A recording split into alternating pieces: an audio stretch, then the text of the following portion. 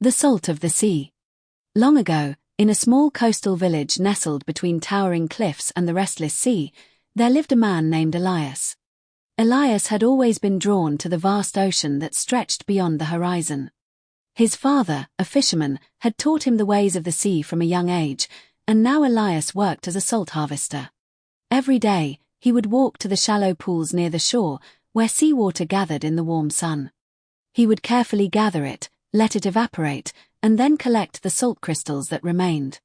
The villagers had always used this salt to preserve their food, to season their meals, and even to trade with other coastal communities.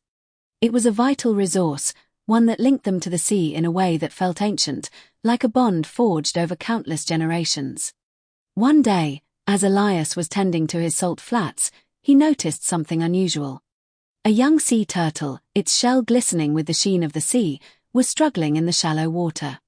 It seemed disoriented, unable to find its way back to the deeper parts of the ocean.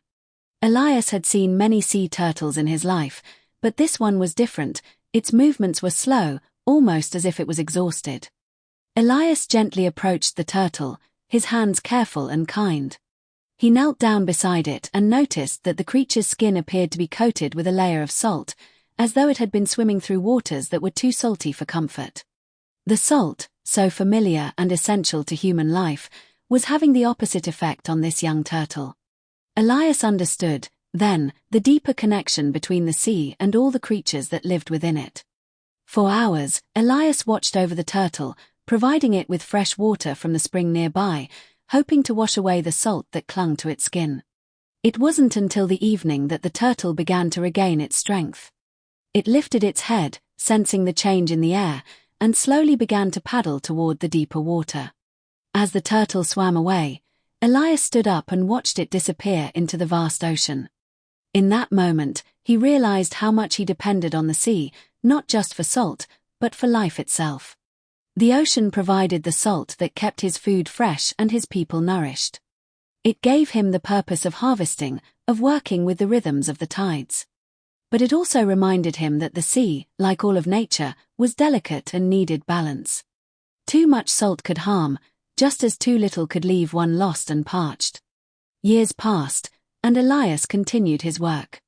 But he carried with him the lesson he had learned that day, that the sea's bounty must be respected, not just taken. He made sure to be more mindful of his methods, to leave space for the creatures that relied on the ocean's saltwater. And each time he returned to the shore, he would remember the young turtle, struggling against the tide, a silent reminder that what is good for one may not always be good for another. In the end, Elias became not just a harvester of salt, but a steward of the sea. And though he never spoke of that day to anyone, the story of the turtle was always with him, woven into the fabric of his work, a quiet tale of balance, respect, and the fragile link between humans and the natural world.